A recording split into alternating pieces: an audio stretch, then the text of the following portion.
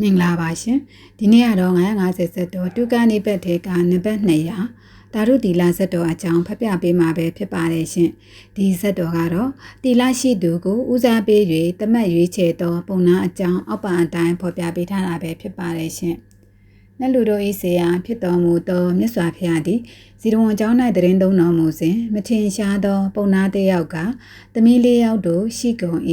ထိုသမီးလေးယောက်တို့ကိုလူလေးယောက်တို့သည်တောင်းဆိုကြကုန်၏တောင်းဆိုသူလေးယောက်တို့တွင်တစ်ယောက်ကအစင်းလှ၏တစ်ယောက်ကအရွယ်ကြီး၏တစ်ယောက်ကအမျိုးမြတ်၏တစ်ယောက်ကတီလာရှိ၏ထိုအခါပုံနာသည်မိတုအားပေးရမည်ကိုမသိမကြံတက်၍မြတ်စွာဘုရားထံသွားကထိုအကြောင်းကိုလျှောက်ထားလေ၏မြတ်စွာဘုရားသည်တရားကပုံနာရှေ့အခါ၌လည်းပညာရှိတို့သည်ဤပြဿနာကိုဖြေဆိုဖူးကုန်ပြီးတင်ကဘဝတစ်ပါးဖုံးလွှမ်းသောကြောင့်မမှတ်မိနိုင်ဟုမိန့်တော်မူကားအောက်ပါအသိဆက်ကိုဆောင်တော်မူသည်လွန်လေပြီးသောအခါဗာဒနတိပြည်ဝဲဗျမတက်မင်းပြုသည်ရှိသောဖျားလောင်းသည်ပုံနာမျိုး၌ဖြစ်၍အရွယ်ရောက်သောအခါတက္ကသိုလ်ပြည်၌ပညာသင်ကြားတတ်မြောက်၍ပြန်လာရာဗာရဏတိပြည်တွင်တိတာပေါမုခဆရာကြီးဖြစ်လေ၏ထိုအခါပုံနာတစ်ယောက်က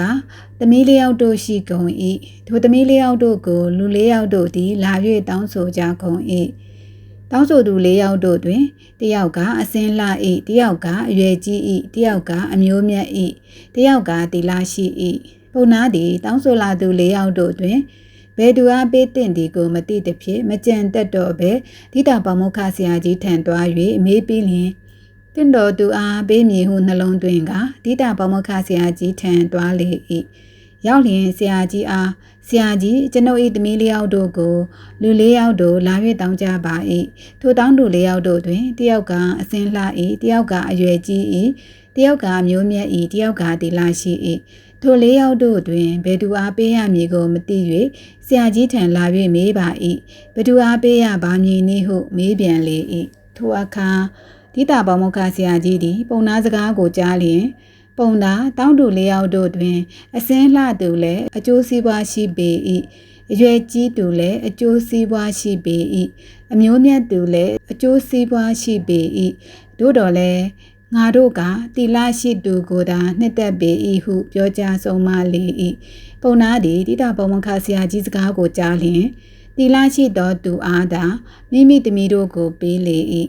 ဤဒေသနာတော်ကိုဟောတော်မူပြီး၍တစ္ဆာကိုပြတော်မူသည့်အဆုံး၌မထင်ရှားသောပုံနာသည်တောတပတိဖို့၌တည်လေ၏ဤတို့လျင်မြတ်စွာဘုရားသည်အတိတ်ပိစုပန်နတန်တော်ဝတ္ထုတို့ကိုနုတန်သည်ဆက်ဆက်တော်မူလျက်ယဟန်တို့ထိုအခါပုံနာသည်ယခုအခါပုံနာတိတာပေါမုခဆရာကြီးသည်ငါဘုရားဖြစ်လာပြီဟုဇက်ကိုပေါင်းတော်မူသည်တာတုတီလာဇက်တော်ဤတွင်ပြီးအခုလိုဖတ်ပြခွေရအောင်ကျေးဇူးပြုပေးခဲ့ကြသူများအားလုံးကိုအထူးပဲကျေးဇူးတင်ရှိပါတယ်ရှင်နားထောင်ပေးကြသူများအားလုံးနှလုံးစိတ်ဝင်ငြိမ်းချမ်းကြပါစေ